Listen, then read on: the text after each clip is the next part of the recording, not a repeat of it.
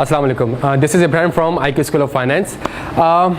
As a 320 में concept है कि जी मैं एक मटीरियलिटी डिटरमाइन करता हूँ लेट से ₹100 की, और मैं उसको थोड़ा सा कम कर देता हूँ लेट से ₹75 पे लेके आ जाता हूँ, और मैं उसको नाम देता हूँ परफॉर्मेंस मटीरियलिटी का। सर ये क्यों करता हूँ मैं? सर नॉर्मली बच्चा ये कॉन्सेप्ट कैरी करता है या ये परसेप्शन है मार्केट में कि जी फॉर एग्जांपल अगर एक फाइनेंशियल स्टेटमेंट्स है, उस एफएस के अंदर बहुत से account balance, class of transaction ऐसे होंगे जो कि ₹100 से कम होंगे, तो सर उसके ऊपर तो कोई ऑडिट ही नहीं हो सकेगा, बिकॉज वो तो इमटेरियल तस्वुर किए जाएंगे। तो इसलिए हम एक काम करते हैं कि मटीरियलिटी को थोड़ा सा कम कर देते हैं ताकि इन बैलेंसेस के ऊपर भी आप काम कर सकें।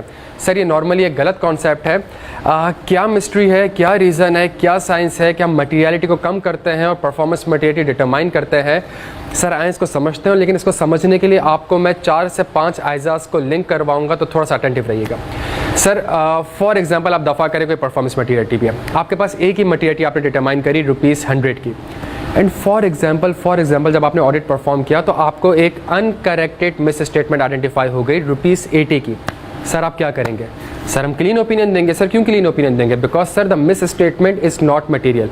ठीक है सर, आपने क्लीन ओपिनियन दे दिया because uncorrected miss statement is below the materiality. लेकिन सर एक बात सोचे, क्या कोई ऐसी मिस स्टेटमेंट है जिसको आप डिटेक्ट नहीं कर सकते? यस सर, बिल्कुल ऐसी मिस स्टेटमेंट है जिसको मैंने डिटेक्ट नहीं करी होंगी। सर क्यों डिटेक्ट नहीं करी होंगी आपने, या क्यों डिटेक्ट नहीं कर पाते? सर एज अ 200 के हिसाब से देयर आर इनहेरेंट लिमिटेशंस। मैं कभी भी एब्सोल्यूट एश्योरेंस ऑब्टेन नहीं कर सकता, फाइनेंशियल स्टेटमेंट में एरर, फ्रॉड मौजूद है। अच्छा सर इसी वजह से एक कॉन्सेप्ट आया है ISA 315 में, जिसने ऑडिट रिस्क को एक्सप्लेन किया है कि जी audit risk is equal to inherent risk multiply by control risk multiply by detection risk. Sir इस इक्वेशन को गौर से देखिएगा, इसमें भी ISA कहता है इसमें से कोई भी कंपोनेंट जीरो नहीं हो सकता। Audit risk can never be zero, हमेशा मौजूद रहेगा, बस आपने इस रिस्क को एप्रोप्रिएट लेवल पर रखना है, कम लेवल पर रखना है। सर इस इक्वेशन को भी गौर से देखो तो इसमें जो इनहेरेंट रिस्क और कंट्रोल रिस्क है सर, ये मेरे कंट्रोल में नहीं है, ये क्लाइंट स्पेसिफिक होता है। सर मेरे कंट्रोल में क्या है? सर मेरे कंट्रोल में सिर्फ और सिर्फ एक चीज़ है जिसका नाम है detection risk. Sir detection risk मेरे पास 2 किस्म के होते हैं, एक मेरे पास होता है सैम्पलिंग रिस्क, दूसरा मेरे पास होता है नॉन सैम्पलिंग रिस्क। सर मैं अब मूव करने जा रहा हूँ 200 के बाद 315 के बाद मैं ISA 530 में मूव कर रहा हूँ। सैम्पलिंग में जो मेरे पास सैम्पलिंग रिस्क होता है सर, इसको मैं कैसे रिड्यूस कर सकता हूँ? सर सिंपल है, जितने ज़्यादा आप सैम्पल साइज़ वेरीफाई करेंगे उतना कम आपका सैम्पलिंग रिस्क होगा। सर द क्वेश्चन इज मैं सैम्पल साइज़ कैसे बढ़ाऊँ?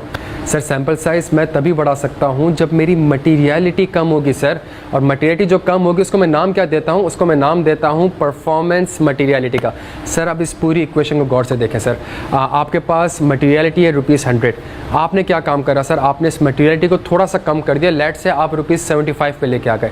जहाँ आप परफॉर्मेंस मटीरियलिटी को ₹75 पे लेकर आ गए सर, आपने पूरा ऑडिट इस मटीरियलिटी के बेसिस पे परफॉर्म किया है। इट मीन्स आपने जब ₹75 के हिसाब से मटीरियलिटी को डिटरमाइन करी होगी सर, आपके सैंपल साइज बढ़ गए होंगे।